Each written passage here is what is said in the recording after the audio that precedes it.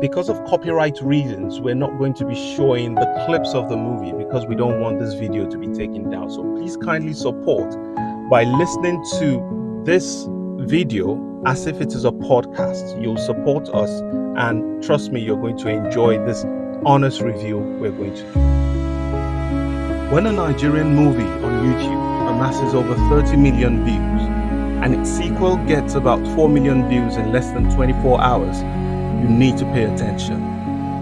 Many of us are skeptical about Nigerian movies. There are many times quite predictable and honestly quite cliche at times too, especially those love dramas being produced by Nollywood producers these days. The low budget nature of the movies is so obvious, most times because of the quality of production and the low number of cast and crew. I actually saw Love in Every Word 2 before the end of day 1, when it had almost 4 million views. The story was so compelling, so inspiring that after another 24 hours, I felt I needed to watch part 1. There was just so much that happened in the part 2 that made me know there was something about part 1 that would complete the story for me. That was when I went to part 1 and saw that it had about 29 million views and that it came out about 7 months ago. I remember asking myself, how did I miss this? I would like to give my honest rating right now, but then I need you to kindly follow me to understand why I would be giving a Nigerian movie such a rating, so you appreciate the movie for the almost impossible task it pulled off. For some very odd reason, as tough as we are as Nigerians, I have noticed that Nigerians watch love-themed movies, love stories, romantic drama, movies that have our favorite actors and actresses and love narratives. And because there is a high demand for movies from these performances, the quality of production seems to not be as high as it could be. Omoni Oboli, you do this one. It was not even about the delivery of the scenes alone. We'll still come back to the delivery of the casts later. And the cinematography was so good that it would be unfair to list that among the reasons the movie is doing well. But the story had something compelling and devilishly magnetizing. And unfortunately for me, the first one I saw was part 2. What happened in part 2 was so satisfying that Nigerian romantic drama seems to have got 5 million new subscribers. Why was this movie so compelling and well viewed? Even though we thought it was very interesting, I'll give you 10 quick reasons why the movie blew the way it did and why it would get repeat views and over again. On YouTube, this is one of the most compelling stories to rewatch. Check out the 10 reasons why this movie is so successful. And while I start with that, please kindly subscribe so that when you get more movies like this, you would know. Now, the first reason is it felt so real. When the acting is so immersive that from the first minute to the last, you, the audience, are so in tune with the story that you begin to feel what the actors should be feeling, then their job is done. In this case, the love emanating from both Achalugo and Odogwu was so infectious, almost like this is a kind of love we want to actually exist in real life.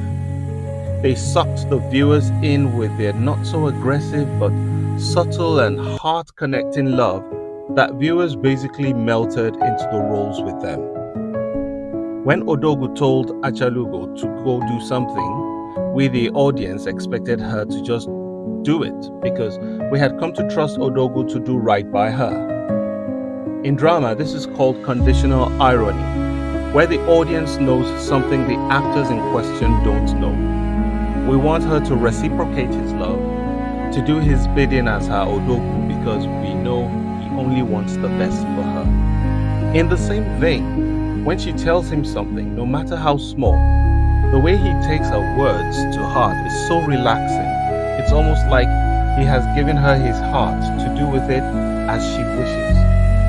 Their love is so calming, so relaxing, and because in real life such love is difficult to happen, we remained in the scenes, cheering them on to keep up the good love so we could also feel and enjoy it as if it was ours.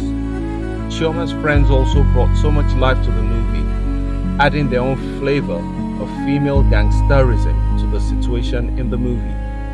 Their encouragement made the final union possible. Number 2, it displayed a rich set of dynamics of Nigerian Igbo culture that many are not abreast of.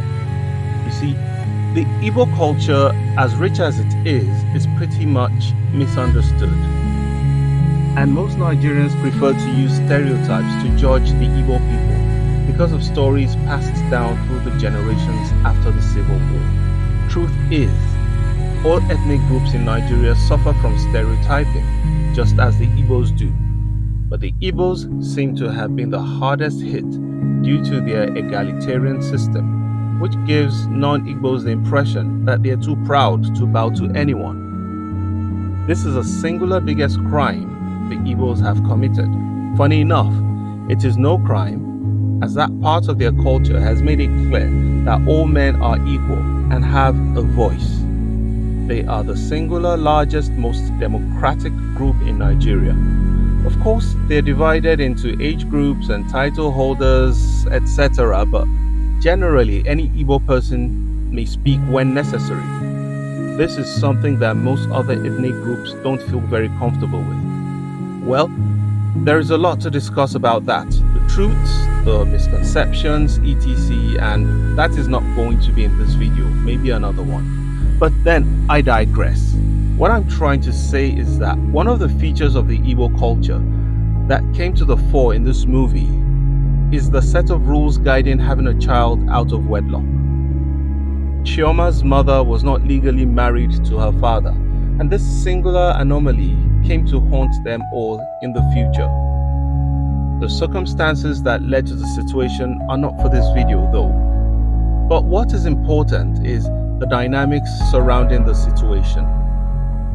As much as having a child out of wedlock is frowned upon in African culture generally, children from such unions still marry without too much of an issue when they come of age. In this case though, Odogwu was a titled man, and according to the specific traditions in that specific area, he could not marry a woman who was born out of wedlock.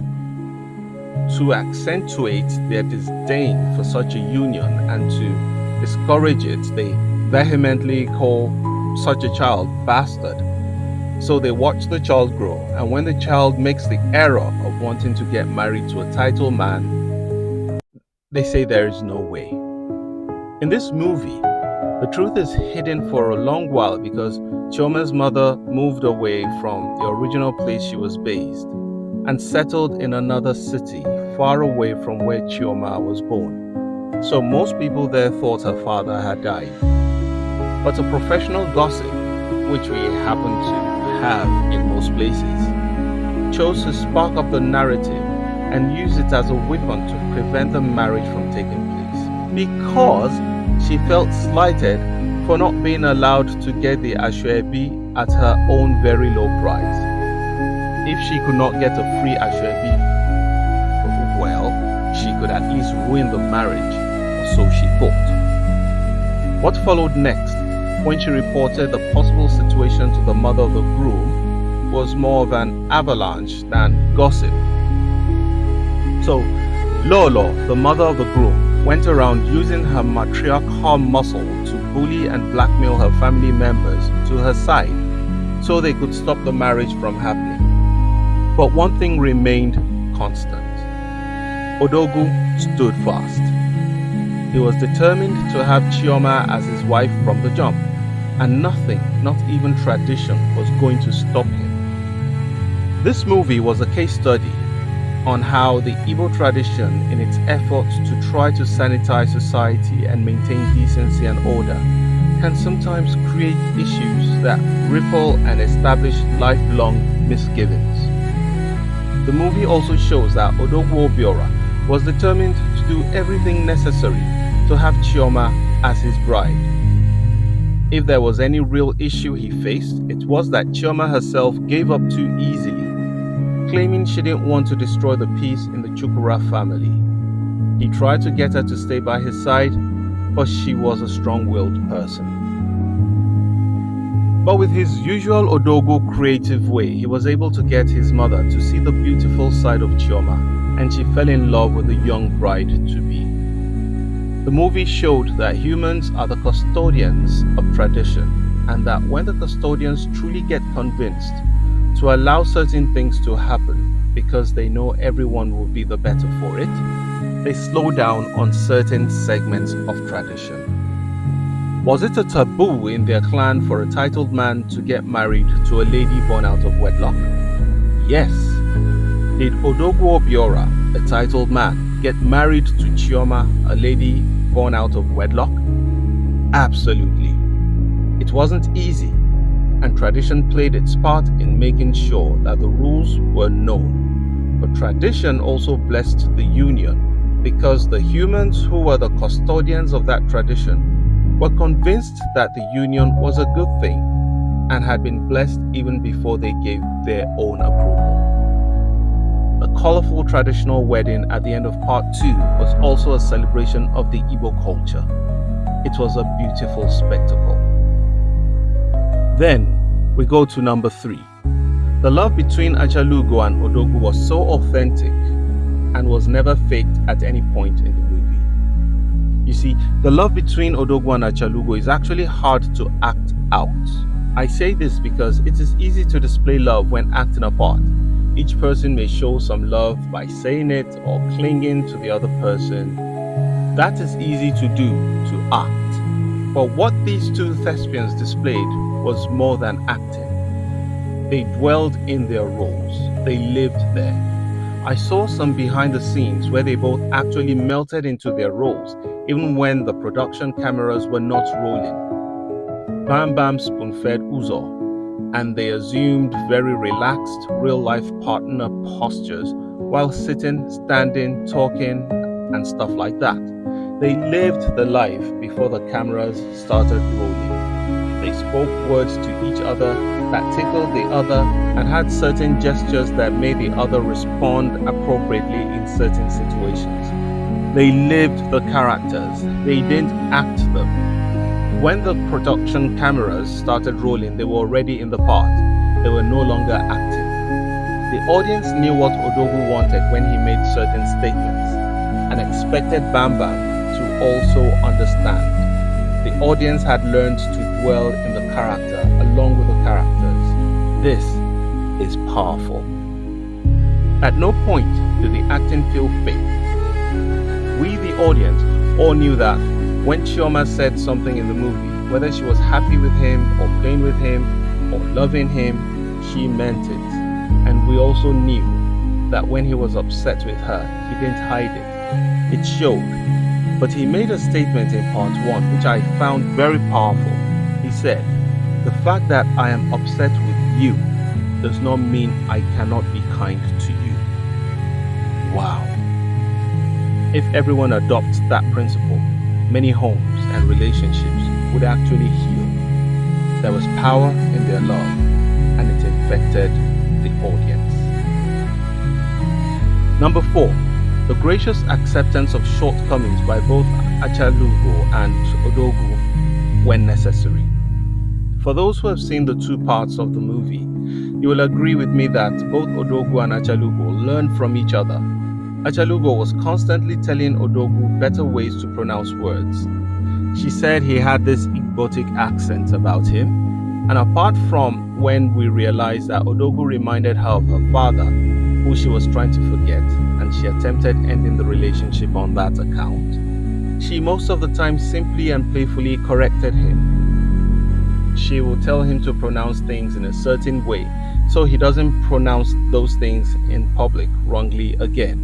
He would say BOC and she would correct him by saying COB, close of business. He never felt slighted. He loved her too much to allow that to get to him. Besides, he liked her correcting him. After all, she was his very own Achalugo. And if that was her own way of making him a better person, he was okay with that. It actually endeared her to him the more. She, on the other hand, was not the best business person. He found holes in her business logic and always found a way to help her make the best business decision. Even when he realized her ex, Hassan, was trying to get her back by using a business deal as bait, he very maturely told her he knew Hassan was her ex, but he was bringing money to the table in a big business deal. He would not shy away from that deal since he was her business partner, as long as it did not extend beyond business. With his advice, she learned to discourage Hassan from going farther than he wanted to. They complemented each other in ways we can learn from. No one is perfect, and partners should make each other better instead of trying to prove they cannot be wrong. Number 5. There was a mature display of respect for each other as partners in a relationship.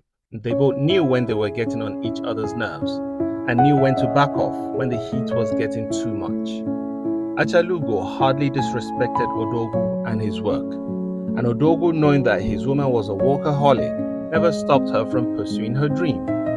In fact, they both encouraged each other in their separate lines of work.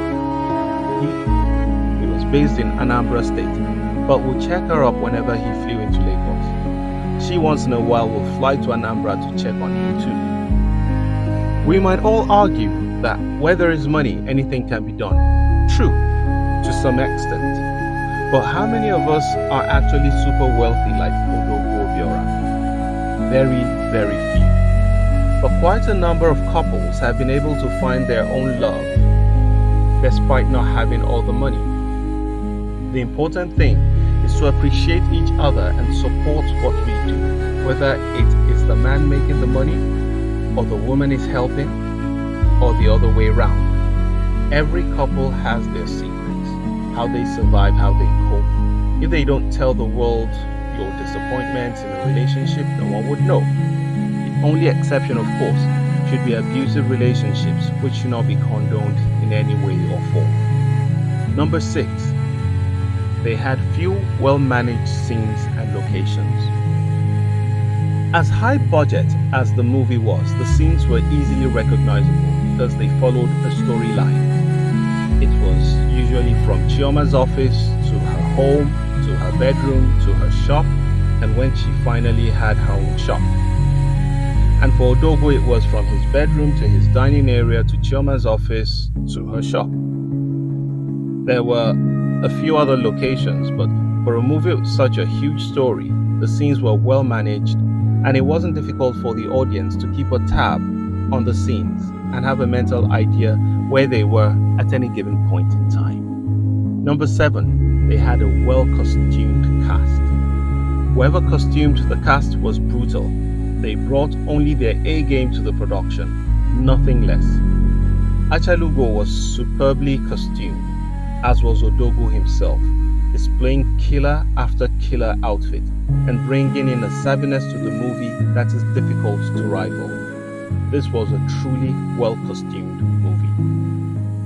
Number 8, excellent acting by all. I'm sure I already talked about the excellent acting by Bambam and Uzor, but are we not going to talk about the excellent acting by Ife and Ivie? Their acting complemented Bambam's acting and ended up making her better in the scenes they shot together. The other actors in their own roles did a bang good job. Well done, director Omoni Oboli, for bringing out the best in your cast. This must have been a huge job, but you did pull it off beautifully. Number 9, compelling and logical story twists. When there are plot twists in movies, you know them, you recognize them, you feel them, you expect them, and when they do happen, you already are prepared for them. The plot twists in this movie, and I'm talking about both parts, were not particularly hidden. But then you did not feel them hit you when they did happen. We knew there would be a plot twist of some sort, but they came like a part of the movie that we meant to happen. Almost like a boy riding a bicycle for the first time. You expect the boy to fall, and when he does fall, you know how to help him get up and dust himself. The twist in part 1 was not about dropping the other shoe. We expected to see a girlfriend appear from nowhere, a hidden life, a hidden wife, or that he was a ritualist or something expected. Instead, it was that she felt he reminded her of her father, who had lots in common with him. That singular issue would bleed into part 2 and would define the curve that the movie would take. There was something genius about the idea, the plot, the twist, the end game. And at the end, the conclusion was satisfying. We all were rooting for them. We wanted them to win. We wanted them to have their happy ever after. It was a story that had the biggest Nigerian movie critic finding themselves falling in love in a movie they were supposed to review for criticism. When Chioma said she had to leave the relationship because of what she was running from, the earlier convictions she had about the relationship made her keep coming back over and over and over and over again. She realized she couldn't run from it. And he? Well, he knew it was inevitable. He was sure about it from the start. He was just worried about how she would give herself such heartache. That was his own problem with her shutting herself out. He knew she was going through pain, but he also knew she would find her way back to him. His deep love and conviction in her love for him made the union happen, and they both deserved the win. And finally, number 10.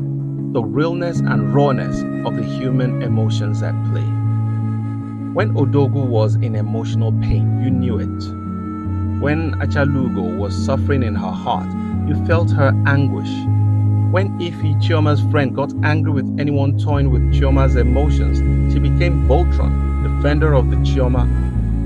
You could see how animated she got standing in the gap for her friend. When Chioma called the wedding off, when she realized she was tagged, a bastard, and was not fit to marry Odogwu Obiora, Ife was in mourning mood. When Ivie asked her not to mourn as if Obiora was dead, she tearfully said no one would tell her how to mourn, and that she would mourn however she wanted to. That was how emotionally invested she was in her part of the movie. She is the real example of a true friend.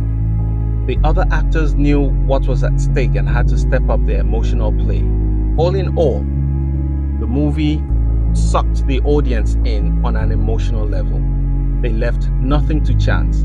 They made us feel with the actors, laugh with them, cry with them. They made us love them and made us celebrate with them. All in all, Love in Every Word, Part 1 and 2 are movies that should be awarded as masterpieces in acting, production, culture, drama, romance, and filmmaking as a whole. The cast and crew should win multiple awards for this movie on many fronts. To rate this movie, I give it 9.5 out of 10. Easy, and I would watch each of them again. And all this is apart from the fact that the movie had sponsors and partners like Coca-Cola, Vaseline, Mamador, Peak, Lipton, GIG Logistics, MTN, UBA, Close Up, Knorr, GAC Motor, Boy Spice, Cubana Chief Priest, and many others. How does a movie have partners like that and not do well? What do you think of the movie? Let us know your thoughts. And if you feel there are other reasons why the movie blew, let us know in the comment section. Don't forget to subscribe to this channel for honest movie reviews like this. The link to the full movies are in the description box below.